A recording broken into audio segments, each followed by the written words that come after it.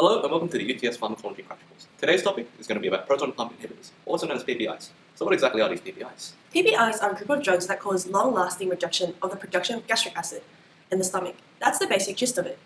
PPIs are used to treat disorders of the stomach and esophagus area. An example of one of these disorders is gastroesophageal reflux disease, also known as GORD. Peptic ulcers is also another. GORD is a chronic condition where the lower esophageal sphincter does not completely close, and the contents of the stomach leak back into the esophagus, causing pain.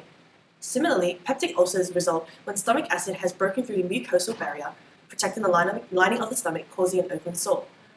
Reducing the amount of stomach acid with the use of PPIs help treat these disorders.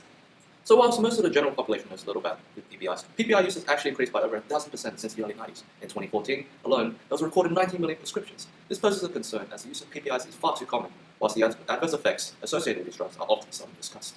So we've talked about PPIs in a general sense, but that's only scratching the surface. So now we're going to discuss about specific examples of drugs that are available commercially in Australia. So first up is esomeprazole, or commercially known as Nexium. So Nexium is available as a first-line drug to treat the swelling of and irritation of the esophagus by reducing the production of stomach acid. Nexium is not specifically used to treat GORD or any other type of gastrointestinal disorder, but is used to mainly relieve the pain. So whilst this drug has been proven to be an effective treatment method, it is widely advised that this drug should only be taken once a day, twice at the absolute max. So currently, esomeprazole is available as both prescription and over-the-counter. The other over-the-counter drugs are your omeprazole and lisinoprazole.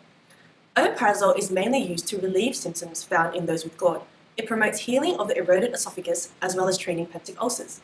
Omeprazole is also used to treat Zollinger-Ellison syndrome, a disease where there is overproduction of stomach acid. In comparison to esomeprazole, omeprazole is used to prevent upper gastrointestinal bleeding, while esomeprazole is used in the prevention of stomach ulcers and irritation caused by NSAIDs. So now we're going to explain how these drugs work in the body. It should be noted that whilst there's a large range of PPIs available, there's no evidence to suggest that one specific PPI works better than another, as different PPIs target different symptoms arising from the GORD and the peptic ulcers. As said before, GORD occurs when the lower esophageal sphincter does not completely close, which allows stomach acid to leak back into the esophagus, causing heartburn, regurgitation, and dysphagia, which is difficulty when swallowing. Similarly, peptic ulcers form when stomach acid buildup breaks the protective mucosal barrier, causing an open sore. PPIs work by inhibiting the hydrogen potassium ATPase enzyme in the parietal cells that line the stomach. Normally, this enzyme is responsible for the secretion of hydrogen ions in exchange for potassium in the stomach. PPI's mechanism of action include binding to the hydrogen potassium ATPase pump irreversibly. In doing this, the secretion of hydrogen ions is blocked and unable to combine with chloride ions to form gastric acid. Whilst these PPIs are proven to be effective, there are also some side effects often seldom discussed. Thus, we will try to provide a conclusive look into the benefits and potential adverse reactions of PPIs, especially as a long-term therapy. The first issue we will discuss is the association between PPI use and calcium deficiency. It is known that calcium is best absorbed in the stomach with the aid of stomach acid. With PPI use, levels of calcium absorption decrease. In addition, PPIs can inhibit osteoclastic proton pumps and therefore reduce calcium reabsorption, resulting in brittle bones. Several studies have shown an increased risk in hip fractures and osteoporosis with an increased dose of PPIs.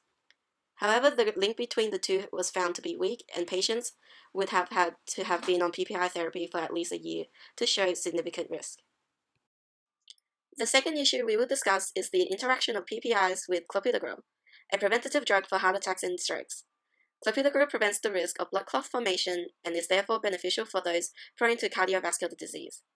The issue we see here when used with PPIs is a reduced effectiveness of clopidogrel. This is because clopidogrel is a prodrug and its effectiveness is dependent on being broken down by enzymes. The problem is that PPIs competitively inhibit the same enzyme, and clopidogrel is not able to be broken down. However, studies have shown this is a weak association between the PPI therapy and a reduced efficacy of clopidogrel. Nonetheless, it is something that should be considered when undertaking PPI therapy. Therefore, it is recommended that PPI patients take a calcium supplement and receive an assessment of their bone density before PPI use. Decreasing the dose of PPI may also help. The next issue we will discuss is the occurrence of infection and pneumonia while using PPIs. Stomach acid is one of the first line of defense for our immune system. With the suppression of gastric acid secretion by PPIs, patients are vulnerable to bacterial colonization within the GI tract. This has the potential to lead to enteric infection as well as pneumonia. Studies have shown a weak association between PPI therapy and infection from Clostridium difficile bacteria, as well as Salmonella and Campylobacter. In terms of development of pneumonia, there has been shown to be a 16 to 50% risk of pneumonia in those on PPI therapy. However, it is important to consider that in these observational studies, there are outside factors that may contribute to the occurrence of pneumonia, such as family history of cardiovascular disease, stroke, alcoholism, and smoking.